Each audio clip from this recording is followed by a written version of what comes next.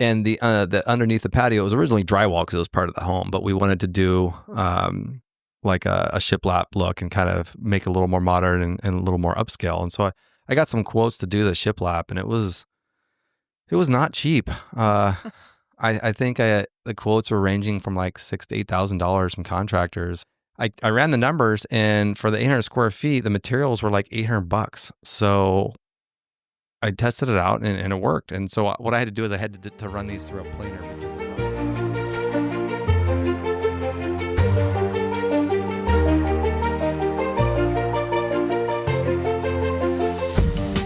Welcome back to The Broke Billionaires, where we document our daily struggles in building wealth while raising a young family.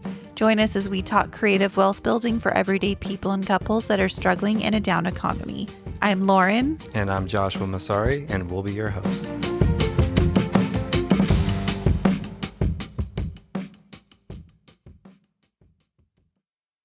Welcome back to another episode. Here we are. Trying to think if we don't really have that many updates this week, just kind of random ones. Yeah, still in the trenches on everything. Yeah, that hasn't changed. Not a lot has changed. Not a lot has changed there. One thing that was kind of fun, we've talked about this on one of our other episodes on how to utilize our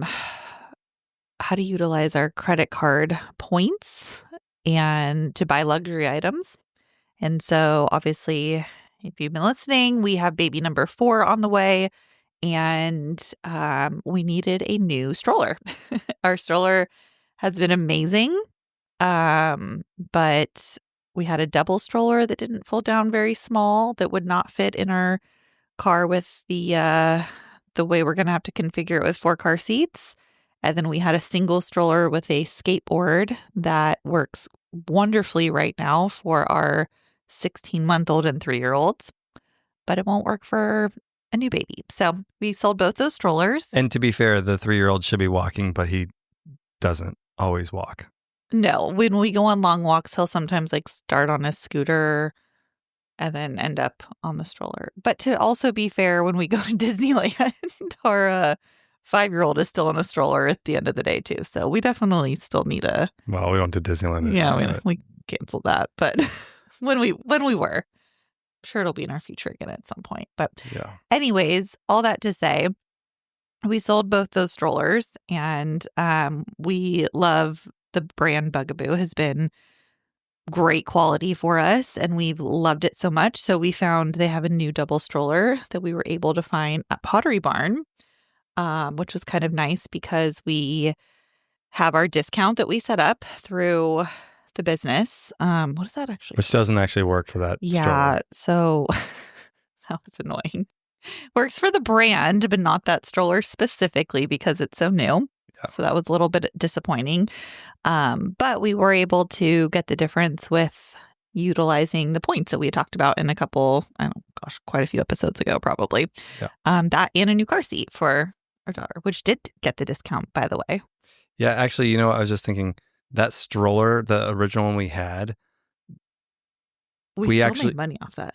No. I think we paid like... Oh, that's right. We got a good deal. We got a really good deal. It was like a $1,200 stroller, but we got it as a floor model from Bye Bye Baby. Yeah. So we got a good deal on it, but we actually bought it with points originally. We did. That's right. So we never even bought, we didn't pay cash for that one. And then the double we just got on Facebook Marketplace. Yeah. And we sold it for more than we bought it for. And we bought that like 3 years ago. Yeah. We might have bought a few things for it. We replaced some stuff and fixed it up. And we did for the double. I think there was a few things that we had to get for it. But we still made out pretty good on it and got use out of them. And they're still great strollers, both of them. It just doesn't fit for our growing family anymore. Yeah. And all this to say, this is part of how we're able to get the luxury items that we still like and want and see the value in by getting creative. It's kind of our whole model is getting creative with how to figure out how to purchase these things without having a lot of money come out of our pockets for it. So yeah, that was a good find. What else have we had? We did have something else? Oh, the car seat. We did get a car seat as part of the package because we have another kid Yeah, coming. that's what I was saying. We thought we Car did seat. get the 20% Yeah, off. You did say that. I did Okay. say that. Oh, I'm not paying I did. attention. Well, clearly. Okay. I'm just going to go home now. Oh, I am home. Guess I'm stuck here. Snap out of it. Snap out of it. It's been a long day. We just put one of our properties up on a website called Peerspace. We just recently learned about this. We had one of our neighbors actually, they rent out. Was rent the correct word? I guess. Yeah. Yeah, they rent out their house basically once a month, it seems like, for commercials, photo shoots, basically whatever is kind of needed by these marketing companies. So we decided to look into this. Yeah. So, I mean, their house is done it pretty well. It's a nice house. It's They got have a great yard too. a great yard, indoor, outdoor space, and it's recently renovated. It's very much on brand, like with our style, like I would say. So they did a really good job with that. But it's a beautiful home, and they rent it out to these. And what they'll do is they'll group these photo shoots and commercial shoots and everything into like a 1 week time frame. And so they'll leave for a week and they'll just go on a little mini vacation while these companies are shooting and pay doing them these, to shoot in their house. and they'll get their mortgage payment paid, and Yeah. it's and plus some. So Yeah. it's we've got our properties that are furnished rentals, so they're already furnished and set up, and we end up with these gaps. And we've talked about the home exchange where we have it listed on home exchange, which we've had a lot of requests, but we've never actually been able to fill one because we haven't had gaps to be able to work with. Yeah. Schedules. We have very few gaps, but when we do have a gap, we'll be able to take those reservations, and then we'll be able to use those points for our travel. But this is just another way to generate income on those vacancies that we have. So, if we have a 1 week gap, we can put those dates available on this site and allow companies that like the look and the vibe of these houses that we have to use those as their studios for backdrops for photo shoots of products and interviews, whatever they may need the space for. It'd be kind of interesting to see if anything comes from that. Yeah. So that's kind of a new thing we just did this week. We have a couple more co-hosting properties through Airbnb, so it'll be fun to get those up and going. What else?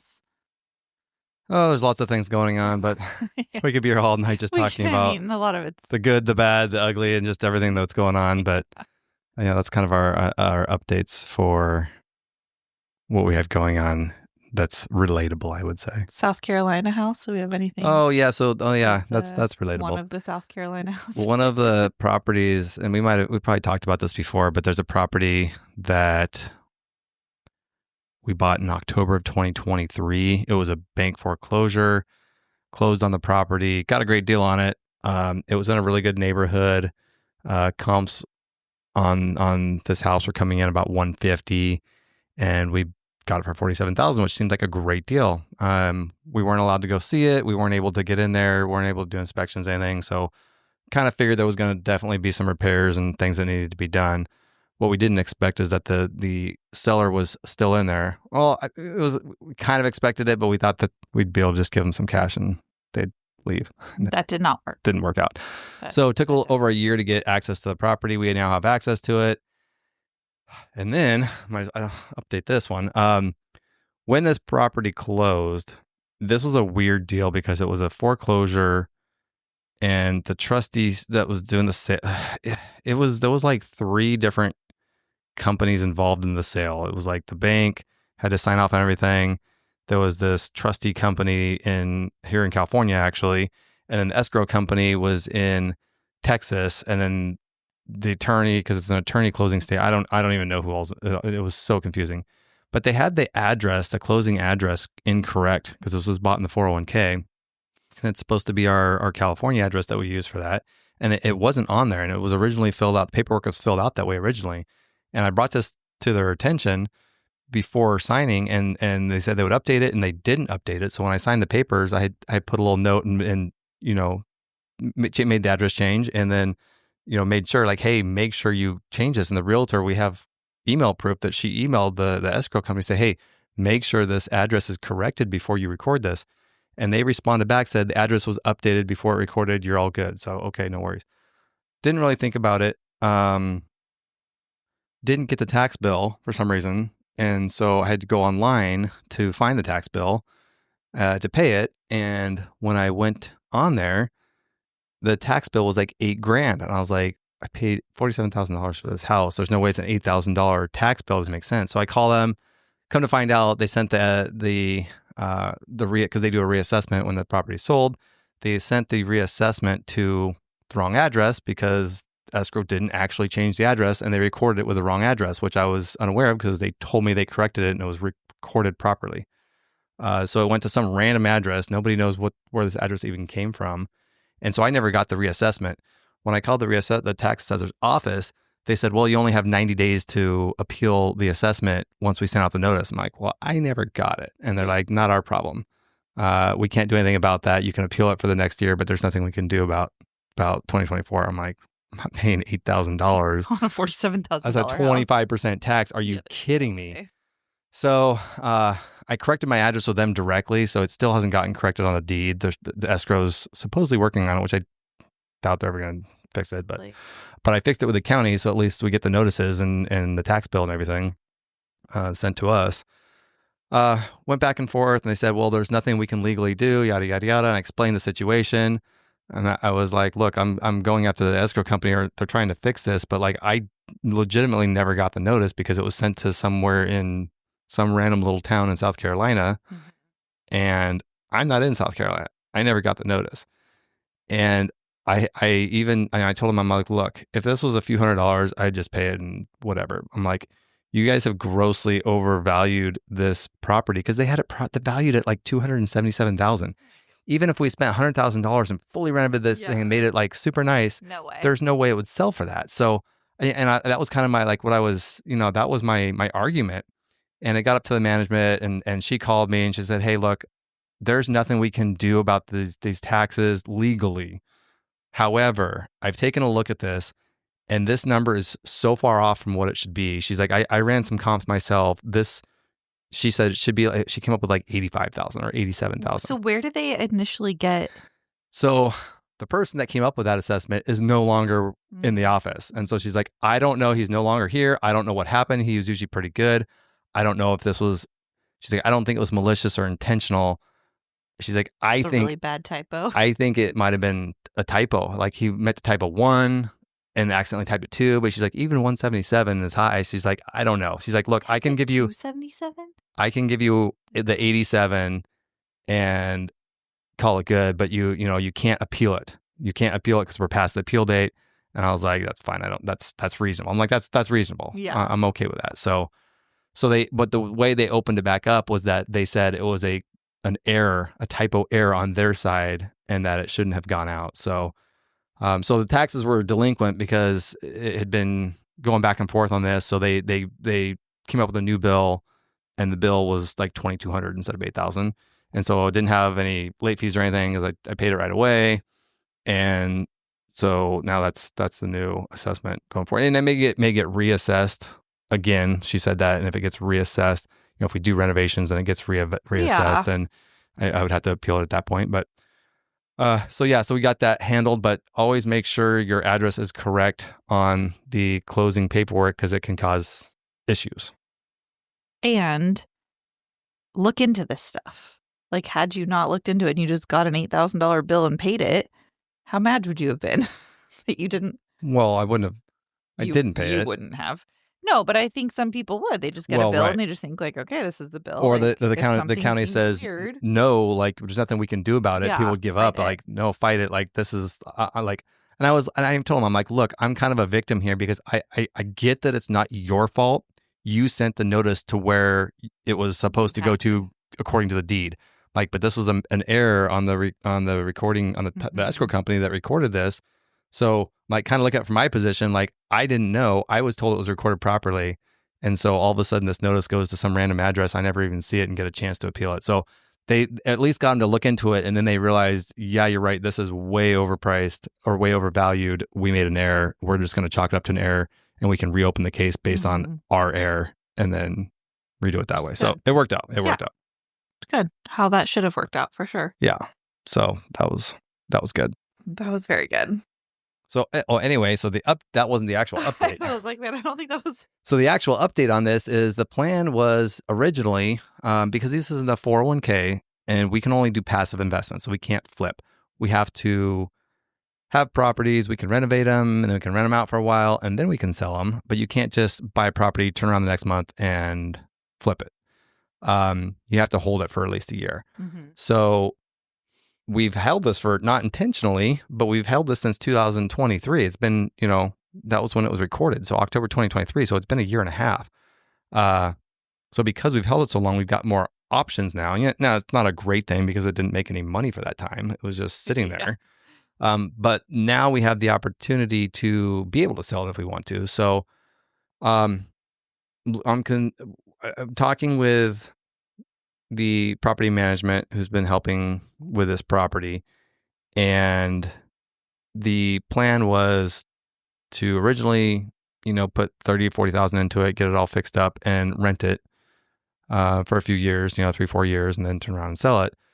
But now thinking about renovating it and just putting it on the market this summer, and figured it was comping around 200 now. 150 was what it was when I bought it, which was the market wasn't as good as it is now. It's starting to get a little more stabilized. So there's been some recent comps closer to 200. If we make it nice and make it on top of the market, I think we can get that. And the other option is to be able to sell our finance, and so we might be able to get a little bit of a bump that way too. So maybe we get the 200, maybe even a little more. I don't know. But I had the realtor that sold me the property that represented me when I bought it, reached out a few days ago and said, "Hey, I've got a client that wants to know what you're doing with the house. She's the mail carrier in that area and knows the house and loves the neighborhood, loves the street, and is very interested." And I was like, "Huh, okay." So I was like, "She can go, but she wants to look at it." I'm like, "She can go look at it, but it's a disaster in there right now." So they did go and look at it today, actually, and she's very interested in it and wants to know what I'm planning on doing with it. So she's approved for a smaller loan than 200,000. So she's approved for, I think, 160 or something like that. So if we were to go that option, we wouldn't fix it up like we were going to. Sell it not as is, because there's things that have to be for the loan. It's got to be, there's some flicks. There's a subfloor issue in the kitchen. It needs a new kitchen, new subfloor in the kitchen, new kitchen, and probably an HVAC system. And just general repairs throughout the property, but nothing major. Yeah, nothing major. It doesn't need as much as if we were trying to sell it for 200,000, basically. Yeah. So, hey, if we can put half of what we were going to put into it and get it to where it works for this person because she loves the house and she can get into it, and then she can, do some other upgrades later on down the road and kind of make it her own. But, definitely considering this as an option, because if we can just turn around and sell it now and then cash out on it without having to put too much into it, why not? Yeah, I would say we should probably highly consider that. Yeah, so. They must also have a much nicer mail person than we do. Yeah, let's not talk about that. He sucks. Yeah. I could go off on a tangent on that one. Just a quick disclaimer. The information shared on this podcast is for informational purposes only and should not be considered as financial, tax, or legal advice. Always consult with a qualified professional before making any financial decisions. Your individual circumstances may differ and require specific strategies not discussed here. Now, let's get back to the show. All right. So tonight we're talking, kind of going back into kind of actually on that topic of do we renovate, do we not with this house, is how to renovate a home on a budget without sacrificing quality. And I think we get a lot of compliments on the quality of the houses we're redoing, the design aspects. We try to do kind of different unique features, and we don't hire an interior designer. We do a lot of the work ourselves. And so we kind of wanted to talk through what that looks like and how we kind of do that. And it does vary project to project, but some things we've kind of evolved from house to house, but some things we've kept the same in terms of what we take on versus what we hire out. And then with that, we live through a lot of it too. That's the crazy part. That's for sure. Yeah, that's true. We definitely live through a lot of this and do things the hard way, which is how we usually do it. And I would say when we started kind of this plan and like the original with the first house, did you envision us living through it? Well, let me start by saying that I've been doing this and living through this stuff a lot longer than you have. True.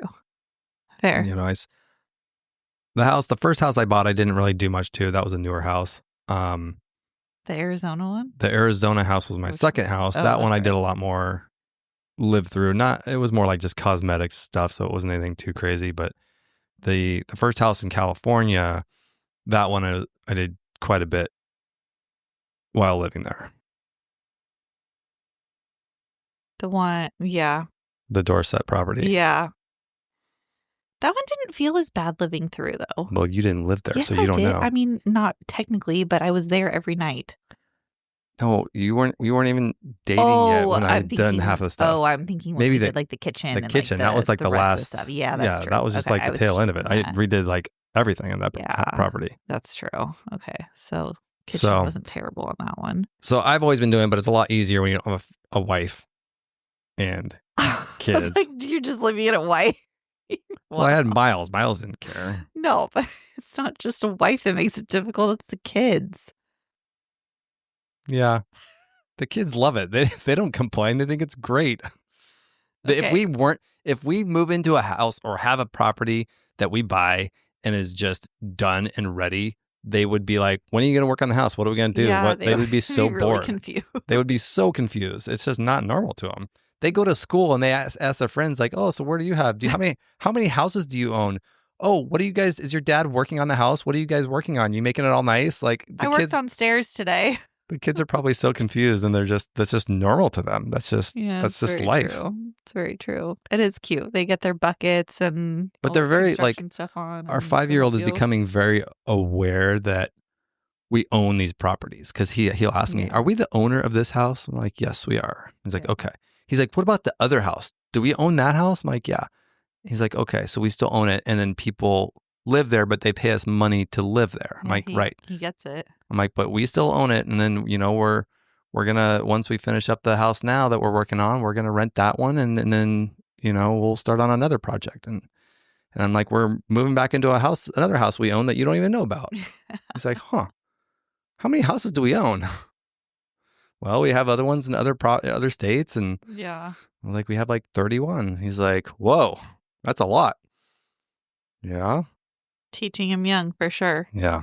He's getting it. He is starting to get it. And he's seeing the work that's going into it. And I think understands. I do think now it's easier because when he was younger, especially our older one, it doesn't feel like it still feels like a sacrifice, obviously, with like time and sacrificing the family time a lot. But he's able to help you a lot now. And so it's giving you guys more time. Loosely help you.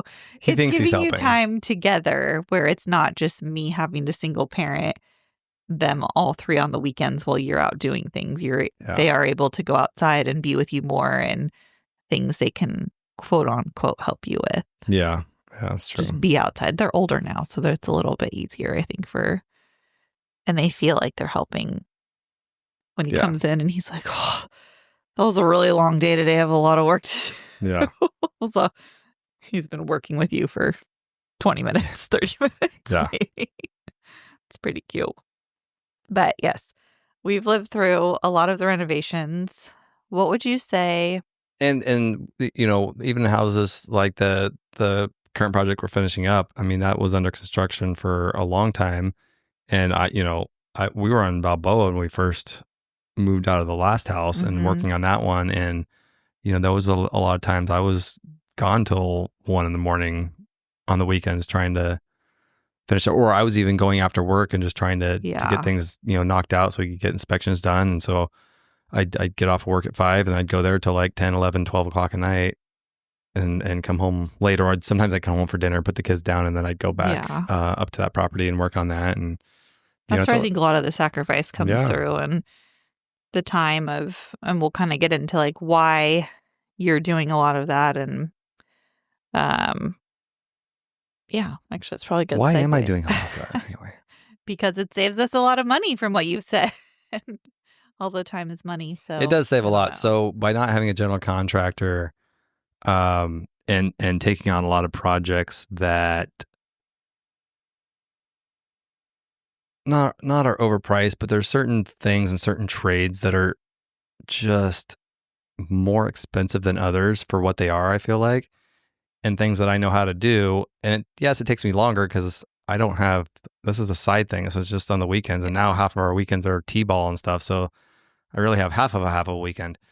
But it saves a lot of money. So I'm very choosy on what projects I take on versus what projects will buy out. So let's back up. So, and this has evolved with each project we've done. So the last project, I feel like you did a lot more on that one, right? Well yeah, but that one was a live-in project. So that one we took lived through 3 years or whatever, but we were living there. I mean, the first moved out. Got as much done 30 days, the first 30 days after we closed before we moved in, but then we lived through that entire project. So that was a little different because it was kind of a more go as you like. It wasn't as rush. The plan was never to have it completed before we moved in. We knew we were going to be living through it all. Yeah, and that one we self-funded that one too. So the money is a big part of it too. With the current project we're finishing up, that one was done with a construction loan, so it was a lot faster to just get in there, get stuff done. You know, when you got money helps. Mm-hmm. So we took a little different approach to that one. So with that one, we also did that one a lot. It was also down to we completely took it down to the sticks and rebuilt it. So the sticks? That's just studs. It was all the way down to nothing but sticks. You could see all the way through the house. I've never heard someone say down to the sticks. You never heard of stick built home? No, I've heard down to the studs, not down to the sticks. So anyway, that one, I mean, it wasn't something that was livable and we could have lived through anyway. It was, dirt. It was a 4-foot hole half in the part of the house when we were doing all the sewer. So it's all new sewer lines, plumbing lines, electrical, like it's a brand new house. There were no walls. Yeah. So that's not something that could have been lived through, but we were able to get it done quickly. And that one we did all the way down, new drywall, new everything. Whereas the other one, it was not, we didn't do structural stuff. It was all cosmetic stuff. And it was like, new kitchen and then a lot of, I would call it more like feature type stuff, but it wasn't moving rooms around or adding bathrooms and taking out walls and things like that. So it was still a lot of work and probably spent more money on that house than we did the current project. But really? It's a bigger house though. It was 3,000 square feet that we renovated. Well, that actually kind of leads me into my next question is how do you walk us through like the budgeting process of when we do these homes and how we're approaching this? Yeah. So I would say, we've gotten estimates on stuff. I would say by doing, I mean, it's not like it's free when we do it because there's still things that I don't do and I hire out, and there's still materials. Materials cost the same whether you're doing it or somebody else is doing it. They're just not getting marked up in the same way. Right. So there's different ways. So when you're getting a bid from a contractor, when we have our contractors do stuff for us, I don't have them do materials. I always buy materials because we're getting wholesale from a lot of our trade accounts and things because we've bought so much. I mean, even Home Depot, we spend 6 figures a year at Home Depot. So we get some discounts and stuff from them. But, like our local lumber store, we get a lot of the building supplies from them and have a trade account set up. And so I'll buy the materials, and then with the contractors, I just pay them for the job for the labor. So, we take a little more risk because the materials, if there's, a shortage or there's issues or something gets redone, like I got to front the materials again, but we're not paying the markup on it. I figure if you have a contractor bid a project versus doing it yourself and paying for materials and just doing it yourself completely, you're probably going to save 40%. I think that's probably a pretty good rough and number. doing yourself, meaning you're essentially the GC. So you're finding the subs, but then you're also doing a decent amount of work yourself. Yeah. Right? Is that what you yeah. mean by that? Yeah. So, I mean, I kind of have a formula for what I'm going to pay. Well, okay, let me back this up. There's certain things I won't touch. One is plumbing. Yes. Plumbing scares me. I'll take on electrical, which scares more people than plumbing sometimes. Yeah, it scares me real bad. And I've electrocuted myself several times. Yeah. I've zapped myself pretty good. And that was at the last house that was the wiring was very screwy. We had to replace a lot of it because there was a lot of DIY stuff from the previous owner, and it was bad. I would turn off a breaker for an outlet, and it would show that it was off, and I would still get shot. Like I would still get hit. I'm like, where is this? So there was like 2 hots coming into this outlet, which is really bad. So you turn off a breaker and you still not know if the outlet's hot or not, even though that was supposedly the breaker for that outlet. It's like honestly amazing that I don't have more gray hairs than I do, and that I can sleep at night. It's amazing I can still walk, I guess. Yeah. But yeah, being electrocuted is not really fun. It's kind of sucks. I mean, it sucks because it hurts, but then you're just all like dazed and like don't know what's going on. Your hair's all standing up, and I'm just kidding. I don't think my hair was really standing up. No, it was not like. But I was definitely I felt like I just got hit in the head with a bat. I was just like really foggy and like. See, these are the things you don't actually tell me in the moment. You never told me it was that bad. I don't think I could talk in the moment though. I don't think I could articulate what was going on at the moment. So like. Oh my gosh. Anyway, it's fine. He's gotten I'm still better here. at it. He's gotten better at the electrical. I've gotten better at everything, really. Like if you look at the quality of all the projects, that's true. Like how like the finished, like how professional it looks. I think that there's a lot of things that I do probably better than a lot of contractors because very meticulous. I know how I want it to look and how it should look, and I'll take the time to make sure it looks correctly. But I've seen we'll walk some of these flips and stuff, and the things are just done so half-assed sometimes, and it's like that is really poor quality. I'm like, I could do a better job than. There's certain things that I just am not good at. Drywall is one of them. Plumbing is, I shouldn't say drywall, but mudding. I'm not very good at mudding. Caulking. Caulking should be so easy, but I'm just so bad at it. Maybe I'll try it next time. Yeah, maybe. I just don't. Study your hand or something. I don't know. So plumbing, I don't touch because plumbing's a lot trickier than you would think because it's not like electrical where you can run wires up and down and forward and back and everything. You like water only flows one way. So you've got to have the right, the grade on everything. You've got to have vents, which I don't fully understand. Like I understand a vent and what it does, but there's like rules to how many vents or how many drains can be on one vent. And there's certain like things like that. But like, in order to pass inspection, you have to meet all these different guidelines. And that's something that's just a lot harder for me to figure out. Yeah. So that's one thing. And I don't want, to weld something in a wall and I don't do a very good job. And then it starts leaking inside the wall and you don't know about it until it causes all kinds of damage. And so it's We've already had to deal with a flood. We don't need it. Yeah. And plumbing's expensive. It's an expensive trade, but it's one of those things that it's got to be done right. So that's one thing that I don't mess with. I'll do the small stuff. I'll do the finishing. I'll hook up all the toilets and sinks and all the plumbing outside the walls I'll do, but the stuff inside the walls is what I usually pay for. Yeah. What else? What's on your formula? Well, so the 40% savings is if you're managing everything yourself and buying your own material. It might even be more. When you're buying your own materials, maybe we get like 50% less than a GC. Yeah. I guess it depends on the GCs because they range. There's such a wide range. It's going to be different. You can get a quote for a job and it's $300,000. You get it from another contractor and it's $500,000. So they're kind of all over. I feel like a lot of them just try to charge what they think they can get from the client based on the client. We have absolutely seen that before. Yes, with friends and yeah. So the contractors that we work with know us well, and they know that most of them are repeats. And they know that if they try to overcharge, I'll just say, go pound sand. I'm going to do this myself. And then I will go and I will do it myself. And So I think at first they didn't believe you, but yeah. then you started doing it yourself. And then they come by and I'm up on okay. scaffolding doing something that they didn't think I was going to do. So they kind of know like we're not going to be able to overcharge these people because they will figure out how to do it themselves and do it. Yeah. You know. So that's one thing I think that works to our advantage because we've been doing this for so long now and we basically know how to build a house now. We've kind of gone through so many projects that we could, you know, maybe not do all the work, but know how it's supposed to be done and know how to manage it at least. We will someday. We'll do a ground up build for sure. Yeah.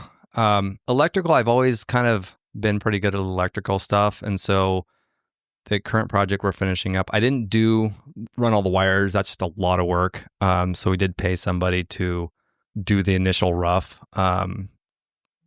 or part of it, at least running the wires. I did, but I wired everything else. So they ran all of the wires to the outlets.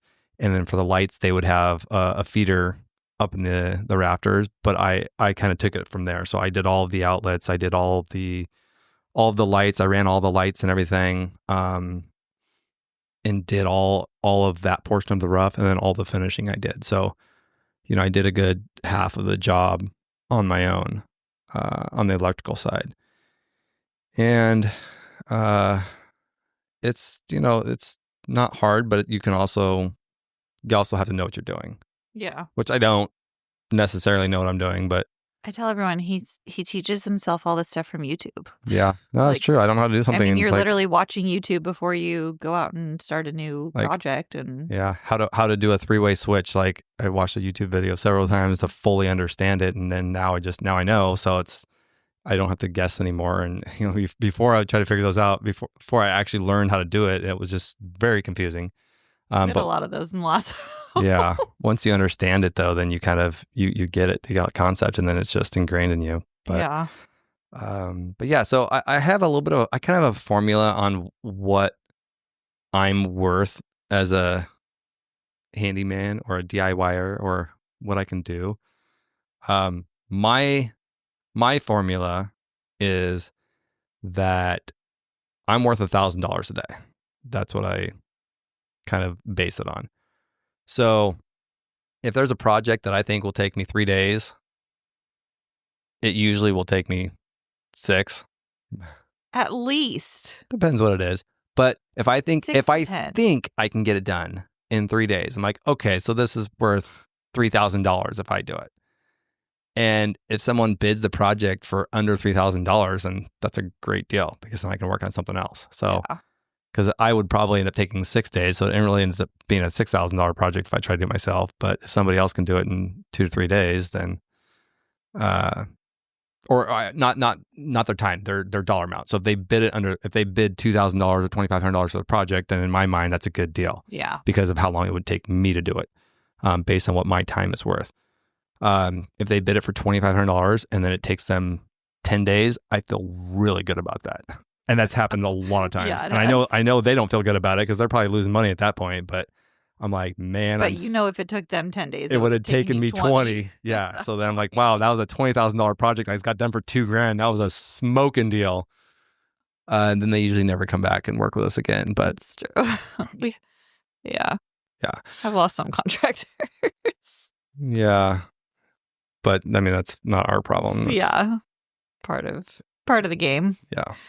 What would you say are some of the biggest hidden costs that we've run into that we don't always think about when we're doing kind of like our initial budget or kind of setting everything up for these projects? Yeah. I mean, it's going to vary, obviously, but it's tough because there's always going to be hidden things that you uncover.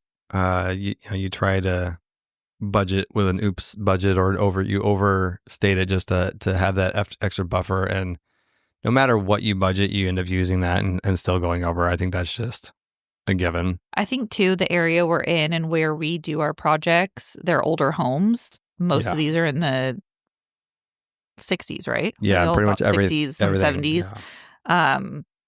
And they've been original. So there's a lot of one of the things... interior hidden stuff. Yeah. One of the things in the area that we are in, because these are all built in the 60s, everything is 60 years old. So one of the things is the sewer lines here are they're clay. So from your middle of your yard to the street is clay, and then from that clay portion into your home, and everything here is on slabs, so it's all under concrete. From that clay into your main clean out inside your home is cast iron.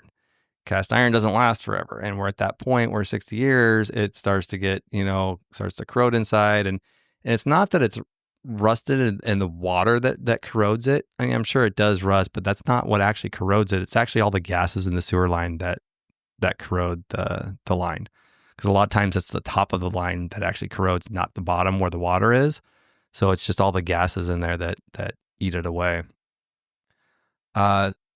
So we had that happen on the current project. We actually had the lines scoped before we bought it just to make sure that wasn't a problem, and it looked fine. But then when we dug, we had to break concrete, and we were doing this. We were adding a half bath, and we had to get down to the main line. When they uncovered the main line, the whole thing just collapsed. So all the dirt that was around it was kind of holding it together. As soon as that dirt was pulled away, it just kind of like pushed out, and just everything just collapsed. So wasn't there something with the city too that we had to update that we weren't expecting? Yeah. So part of that was the meter. They wanted Right. they wanted us to upgrade, I guess, to a 1-inch meter, which was kind of ridiculous because we were only adding a half bath. That was the only addition that we were doing. Yeah. And I was like, well, how about we just don't do that powder room, and then we just keep the meter? Because it was a 10,000. They wanted all these permits and all this, plans, and then they wanted to charge all this money. It was right around $10,000 that we were not expecting. Just to add a very small powder bath. Well, no, and that it had nothing to do with the powder bath, because at the end of the day, in addition to, at the end of the day, I was like, well, how about we just don't do this and not have to upgrade it? And they're like, no, it's actually too small. I'm like, well, that's not our problem. And they're like, but it is, because you own the house and we don't pay for it. And so if you want to service it, then. But that was because of the permits, right? Is that how they? So it's because. So I guess when we added the it's just a way for them to make us pay for them to upgrade it. It's some of the houses already have the upgrade, so it's depending on the size. So whatever it was, a half inch or 3/4, whatever it was, they wanted it to be 1 inch, or maybe it was half inch and they want it 3/4. I don't even know what it is that we're upgrading to. Regardless, they wanted us to upgrade it, and so we got stuck with this $10,000 bill. So that was not part of the original plans at all. Yeah, and we would have had to pay that regardless if we scraped the powder bath or not. Right? Yeah, because I asked them, I was like, what if we don't do the powder rooms? That's the only thing we're adding. And they said, no, it's already too small for the house. I'm like, well, then why'd you put it in when you built the house? Because nothing has changed. And they didn't appreciate that. So I was like, okay. I think that was like the biggest hidden cost with this project, right? Well, between those two things, between the sewer line and that was $25,000 that we weren't expecting. Yeah. And that's not stuff that you see or has anything to do with any upgrades, really. It was just, things that had to be done. So that's not always fun. Yeah. Those are not the budget things you want to have happen. That's for sure. The things on the shows that you always see. Yeah. Hey guys, if you're finding value or just want to follow along on our journey, make sure to hit that like button and subscribe. That would help us tremendously. You can also follow us on Instagram @TheBrokeMillionaires and be sure to share with your friends. Now let's get back to the show. What else? Any other hidden budget items? I think like the two big things you always want to look at when you're buying a house is the roof and the foundation, because those are expensive things and they're important things. We did have foundation issues on this current project that we didn't know about, that weren't disclosed, and we inspection didn't catch it. So we didn't know until we walked in the house after closing. Luckily, the sellers had not disclosed it, they agreed to pay for the repairs, and it wasn't that bad of a repair. The footings were fine, so it wasn't like a footing had sunk or anything like that. It was just, and it was from the water. There was a lot of water issues around the house. There was no drainage system. There was not very good gutter. So all the rain, when it would rain, it would just go into the backyard and it would literally flood the backyard. And it was just like a big lake. And that was getting underneath the house. Bad. It was just seeping under the house and causing the soil to expand, and that expansion was pushing up the foundation or the slab between the footings. So it was like pyramiding between the footings in each of the rooms or that had the issue. So it wasn't as big of an issue, but the bigger thing was getting the water issue taken care of. So, we had to do all new concrete. We had to rip everything out. We had to put a drainage system in, all new concrete. Now all the gutters tie into this drainage system. So all the water that the house is collecting on top of it goes into the gutters and then flushes into the drainage system and then out to the street. So that makes a big difference on just removing all the water from the property itself. So that was a huge fix that we had to do to prevent the issue from happening again. Yeah.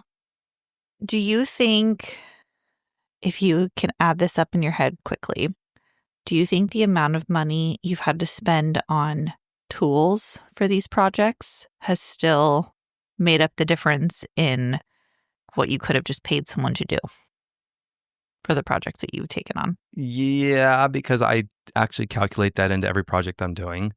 So I'll look at a project, be like, okay, so this is how much it's going to cost to have the contractor do it.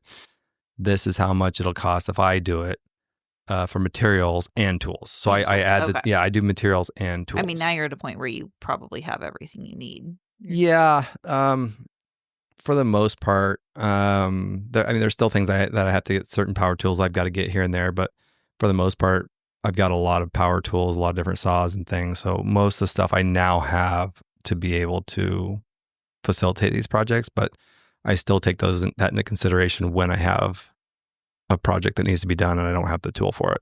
Okay, that makes sense. Yeah, definitely. What would you say are some of the better updates we've done, or that like add value wise? I would say adding the bathroom was not one. Yeah, I feel like that probably would be more for a resale, which we don't plan on. Yeah, but that's what I'm talking about. A powder room only adds like $6,000 on an appraisal. But I think for a rental too, I think no one wants to walk through a bedroom to go use a bathroom downstairs. I think that's weird. So I do think, what? What are you talking about? You would have had to walk through a bedroom. No. There was no door. Yeah, there was. It was in the hall. No, it wasn't. Yes, it was. Yes, it was. Anyway, so moving on, because you do not remember what this house floor plan was. Plans ahead of time. So anyway, what were we talking about? I don't know. I don't know. You clearly didn't know what we were talking about either. So things that add value versus things that don't. Yeah. I think kitchen is always going to be a big one. But we have figured, like, we do, like, what do you call it, chef's kitchen, I guess. We'll do like a higher end looking chef's kitchen with high end appliances. We got a 60-inch Wolf range that's amazing, and Sub-Zero side by side 48-inch Sub-Zero fridge and a full size wine cooler that's all built in and looks really good. But we didn't buy this stuff brand new. I mean, those 3 items would have cost about $40,000, $40,000 to $45,000 for just those 3 items alone. And we got those 3 items for maybe a little over $12,000, maybe less, like $11,000. Yeah. By buying them pre-owned from high-end homes that were renovating and wanted to buy the latest and greatest, and they work fine. They work well. We've had a few fixes that we've had to do, but they were under warranty, so we didn't have to pay for them. Which is why we have a home warranty. Why we have the home warranty, yeah. Every time someone asks, every time something goes out, I'm like, do you have a home warranty? Yeah. Make sure to have a home warranty. But yeah, so we're able to build these high-end kitchens without having to spend high-end dollar. Like our white oak cabinets are not really white oak. They're just thermofoil wrap, but they look like white oak. So they picture great. They look great. They're also more tenant resistant, I was gonna say way kid more resistant, durable. way more durable because you just wipe it off rather than staining the wood. So Mhm. it's easy to clean, and they look great. I think that's one of the things, and we've touched on this a lot, is that we always go for durability when it comes to the pieces, the actual materials that we're using. And we want it to look as high end as possible, but you will never find one of our projects with real wood floors because it just doesn't make sense for what we're doing with our projects, with renting them out. And, we need something that is going to be durable. Yeah. Tenants, we don't know who's coming in, right? I mean, kids are kids are wild. Yeah. We saw what our kids did to our last house. And you definitely need that durability. And it's not that we don't want maybe our forever home when we settle down, we might have real wood, or once the kids are a little older. Definitely. But for a rental property, it just doesn't make sense because we'd be replacing stuff way too often, I feel like. Definitely. So we really take that into account when we think about the materials we're using. Yeah.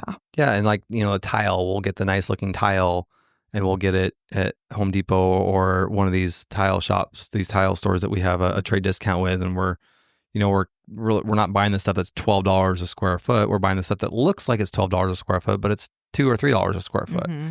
So we're definitely picking nice finishes, but we're just getting the more cost effective. Instead of it being real marble, it's may look marble. Mm-hmm. It still looks the same, but it's not actual marble that was flown in from Italy. Right.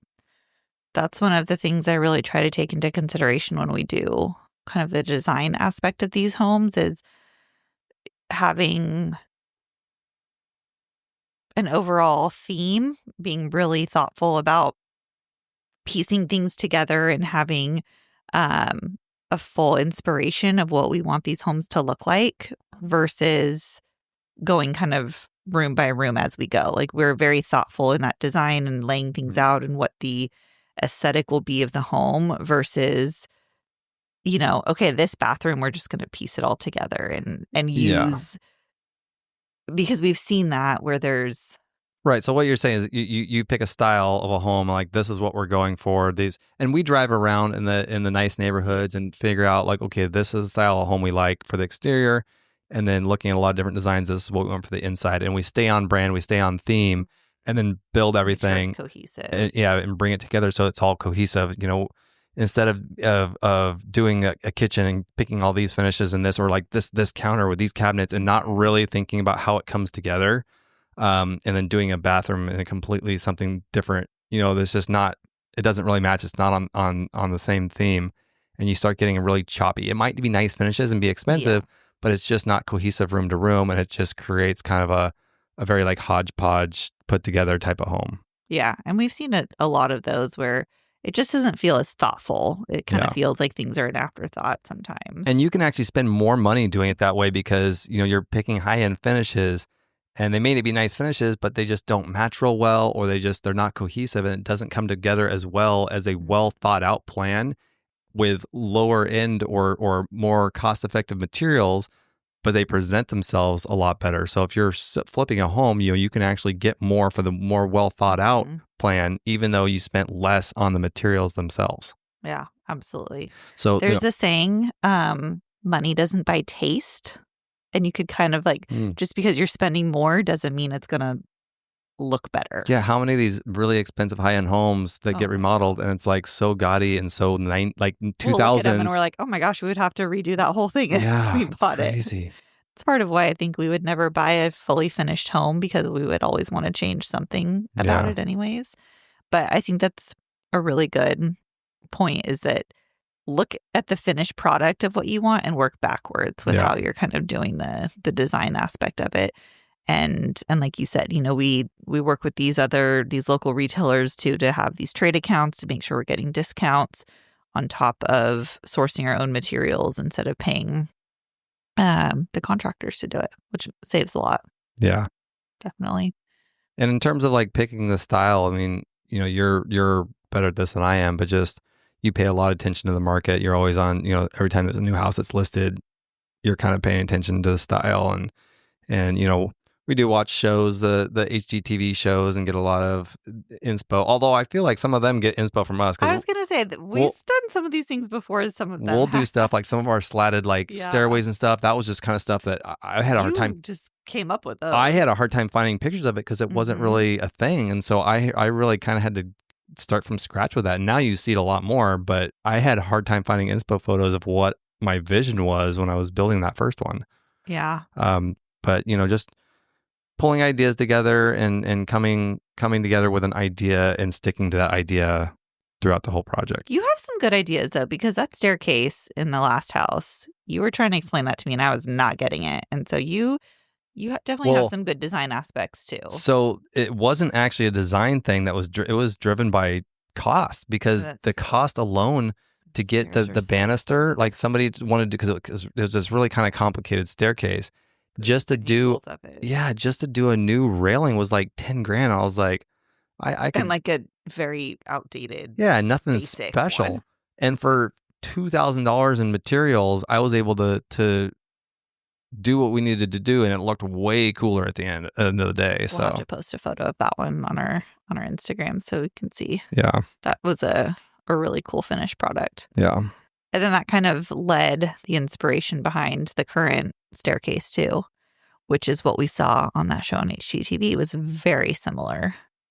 Yeah. Yeah. So now a lot of people are doing this, but like we've been working on this for a few years now. And that's another thing too. Like when you're designing, or when we are designing, we don't just go with the trendy stuff that's hot today, because we want something we keep our properties. So we want it to be more timeless. We don't have something that's looks great today, but in 3 years is out of date and is not going to be as attractive to somebody. So we try to do stylish and on, stuff that's in, but more timeless. So we don't go with like the real bold countertops that are, we like to stick with stylish, but more subtle. So you get a little more time. And he shot me down with it.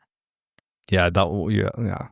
I still think it would have looked really good. I do want to do one like that eventually, but like, like we've talked about, like the Navy cabinets look cool, but like in a couple of years, that's going to be I feel like those are already over. Going, like phasing out for sure. So there's a lot of things that look good now, but it's like it's so trendy and so bold that it comes and goes quickly. So we stay with a little more neutral colors, wood tones, and the like kind of more the whites for the countertops. We stay lighter and just try to stay a little more neutral so that it's more timeless, and we get more bang out of our buck in terms of it being still looking new for a longer period of time. But we're also conscious of that and think we know that we're going to have to update these properties at some point. And so we kind of think too, like, okay, what part of that could we update versus having to redo everything? Yeah, is a big piece of it too. Yeah.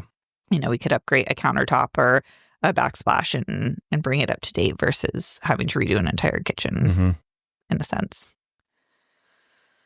What else? Any other renovation? Yeah, well, so yeah, a good example of a way that we save money is we have a patio on the current project we're finishing up, and it's a very large patio. It's 800 square feet, and it was originally an enclosed part of the home, so it wasn't permitted as closed. The patio itself was permitted, but the previous owners did like a brick pony wall around it. Was that considered like a sunroom, Arizona? Yeah, kind of like a sunroom type thing, and then had glass all the way around and sliding doors, and so it was enclosed. And the main house has 3 sliders that opened out, or 2 sliders that opened into that, and so they used it as a bonus room basically. But it had a lot of problems. The concrete was all, from all the concrete damage, and it was really bad in there. So we had to replace all that, and we just knocked out all the walls. It was not legal, so we couldn't have kept it anyway. But we just made it into an outdoor space and doing like some islands and did all new concrete and the underneath the patio, it was originally drywall because it was part of the home, but we wanted to do like a shiplap look and kind of make it a little more modern and a little more upscale. And so I got some quotes to do the shiplap, and it was not cheap. I think the quotes were ranging from like $6,000 to $8,000 from contractors on doing this shiplap. And that was for everything. That was like supplies and labor and everything. But I just thought that was way too much. And so it took me a while. I decided I was going to do this myself and figure out a more cost effective way. And I bought some materials and tested a few things out and didn't work real well. And I ended up realizing that the most cost effective way to do this was to use cedar fencing. So like the picket fence, like the dog ear that you'd see, just like everybody has the cedar fence on their house, the 6-foot cedar fence. So I got some of those to test out. And what I ended up having to do, so instead of doing tongue and groove, I did what's called nickel gap, which is where you router out an edge on half of, like, instead of being a tongue and groove where it actually sticks into it, it's hard to explain. We're going to post a video on this. Yes. So you basically just create, with a router, you create a little edge that kind of overlaps on to the next piece. So you still create the same, it serves the same purpose, so you don't see through the cracks, but it was an easier way of. Looks the same. It looks the same at the end. It's just a different way of doing it. So basically, what I did is that I took these 6-foot, these are very inexpensive. They're rough cut and they're very, very inexpensive compared to other wood. But cedar, you want to use cedar or redwood or something like that when you're doing outdoors. So I bought the cedar ones. They were like I don't know, Home Depot had them for like, I bought a whole pallet of them. I think they were like $2 a piece or something. So what I did is I had to buy some material or some tools for this. I had to buy a router table, and that was a couple $100, and then I had to buy a planer, and that was like $500 or $600. So that was kind of an investment for this project only. But I figured, okay, I buy $800 in tools, and actually I bought the router table for something else. So that I thought you were. I already had that. Yeah. So the planer I had to buy. So the $600 is the power tool I had to buy for this. But I ran the numbers, and for the 800 square feet, the materials were like $800. So I tested it out, and it worked. And so what I had to do is I had to run these through a planer because they're rough cut. So they're really, really rough, and they don't look that good as is. They're great for fencing, but for what we were trying to do, we needed a more finished look. So I ran these through a planer, which is a lot of work and time. But it did. Has it taken you longer than 6 to 8 days? It's hard to say because I don't get full days, and I'm working That's like 1 day a week. And on this project, you don't. And I don't do it full one day. Yeah. It's always like I'll do like part of day on it. So I don't know. Maybe not. But I got the tool out of it and the experience. But we also don't have $8,000, so it wasn't really an option to use a contractor on this one. So that maybe didn't play into it as much as it normally would. Yeah. But so I ran these through the planer, and that smoothed them out. So instead of having to like hand sand them, because that would have taken, or sand them with a sander, it would have taken forever. Run them through the planer, smooths them out, and then I ran them through the router and create the nickel gap, and then put them up. And the finished product, it looks pretty good. So it looks really good. Yeah, no, it looks really good. I think if I were to do it again, knowing that it works now, I think the next house I'd probably upgrade to redwood to get rid of, because the cedar has more knots, whereas the redwood wouldn't have as many knots, so it might look a little nicer, maybe a little more upscale. But I mean, I think it looks really good for what we paid for it. Yeah. It's an $8,000 job that we got done for $800 in materials. So I think that's, again, it's definitely labor. Definitely have, and I had tools, like I had I had the pneumatic nailer, so I had a nail gun and a compressor and stuff that I'd use for the siding, and that was a tool I already had. So if someone were to start out doing this, there's a lot of tools you need. You need the planer, you need the nail gun, you need the miter saw, there's a lot, and the router table. Like, there's a lot of things that go into it, but I already had the tools, so it kind of made sense. If I had to buy all the tools, then maybe wouldn't have made as much sense. But that's kind of what I was getting at earlier when I was asking you about factoring in the tool price to all of this. Like, if someone's starting brand, fresh with nothing, does it still make sense? With all the tools, it depends on the project, but if you look at it like if it's a tool that you're going to use again, it's like, okay, well, I'm saving money, even though I got to buy this tool, but I know that this is something, like a miter saw, something that you're going to use on a lot of different projects. It's as long as you plan on doing more of these projects, it's definitely going to save you money in the long run. So I think it's definitely a good way to go. Is that saw you bought for this project one you'll use again, do you think? Do you ever resell tools? I don't, but it probably has a decent resale. So I paid $600 for it. I could probably get big too. That is one thing I feel like this project takes a lot of time setting up. Yeah. which I mean, is why you don't. I could probably sell it for $300 or $400 and only end up paying $200 for it. I mean, you can also rent tools, but I think it makes more sense to like buy it, use it, and then sell it than renting it, because then you're not on a time crunch. Yeah, definitely. I agree. Yeah, we'll post a video of that. It's not quite completed, but you're real close with it. And close enough to see. So if you have a patio that you want to do, tongue and groove underneath, this is something you might want to look into if you've quoted it out and realized how expensive it is to do that stuff. Much more cost effective way to do it. This is a big area. If you have a smaller area, it may not as big a deal, but 800 square feet is just a lot of square footage and a lot of wood, and the tongue and groove adds up quickly. Yeah, definitely. Yeah. Anything else? I don't think so. No, kind of. There's a lot of sacrifice, especially on the projects that you do live through. It's not fun living through those sort of things, but we've gotten used to it. But it's a way to save a lot of money. Yeah. And at this point, I feel like it's just a sacrifice of time. I don't know. Yeah. I feel like that's a big one, is just the time, more so than the living through it makes it hard. Like, people are always asking us, like, or saying that they don't know how we do it. And it's getting harder. The more kids we have, we got fourth kid coming now. I don't know that we're going to be able to do as much on the next one. This is definitely getting tougher. Now we got T-ball starting. So now my Saturdays are half shot in terms of like being able in sports now. Yeah. So I don't have the ability to do that as much anymore. So this might have to become your full-time job at some point. What, the kids or the? That'd be nice. The home remodeling. Yeah, if I didn't have a day job and I did that during the week, it wouldn't be so bad. But I don't. I only have the weekends to do it, so it's tough. Yeah, figure it out. We'll see what the next project brings and go from there. Right? Yeah. All right, guys. We are taking interviews or lining up interviews. We've got people reaching out to us, and so we're getting these scheduled. We're going to start doing a lot more interviews, getting perspectives from other people. So we're excited about that and what's to come there. If you or someone you think would be a good fit for the show, have them reach out. We'll put the email in the show notes, and drop us a line, tell us your backstory, and if it's a fit for the show, we'd love to have you on. So we're definitely looking to expand the interviews and just getting different perspectives from what other people are doing, whether they're building a business or just your wealth building in general, or some type of investing that you've stumbled upon and done really well in. But we want to get different takes from different people. So definitely.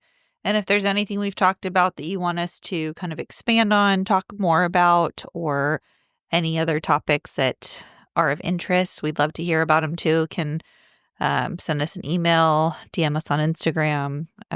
We want to make sure that we're talking about things that are obviously relative to our life, but also that we can, if there's a way we can help someone else, that's the whole goal of this podcast, is to be able to help others. So absolutely, let us know. All right, guys, that's it for tonight. Get out there and make it happen.